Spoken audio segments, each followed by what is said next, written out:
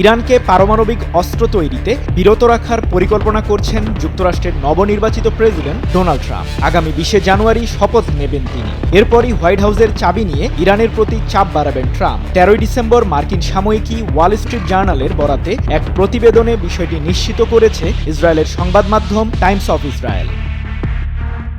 সিরিয়ার president Bashar আল আসাদের পতনের পর ইরানকে দুর্বল ভাবছে প্রধানমন্ত্রী বেনিয়ামিন নেতানিয়াহুর নেতৃত্বাধীন ইসরায়েল। ইরানের পারমাণবিক স্থাপনাগুলোতে বড় হামলা চালানোর পরিকল্পনাও রয়েছে তেল আবিবের, আর এতে সায় দিয়েছেন ডোনাল্ড ট্রাম্প নিজেই।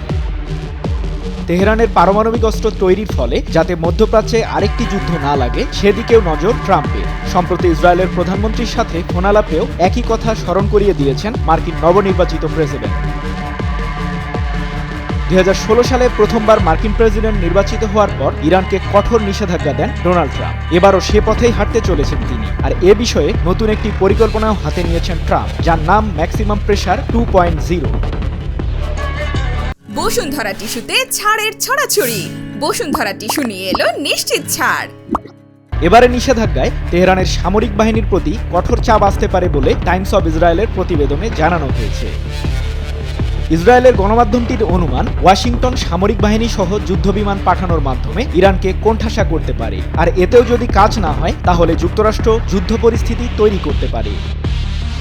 12 ডিসেম্বর টাইম ম্যাগাজিন ডোনাল্ড ট্রাম্পের সাথে একটি সাক্ষাৎকার প্রকাশ করেছে। ইরান ট্রাম্পকে হত্যার পরিকল্পনা করছে। দায়িত্ব নেয়ার পর ইরানের সাথে যুদ্ধে যাওয়ার কোনো পরিকল্পনা আছে কিনা এমন প্রশ্নের জবাবে মার্কিন নবনির্বাচিত প্রেসিডেন্ট বলেন, যে কোনো কিছুই ঘটতে পারে, এটা খুবই অস্থির পরিস্থিতি।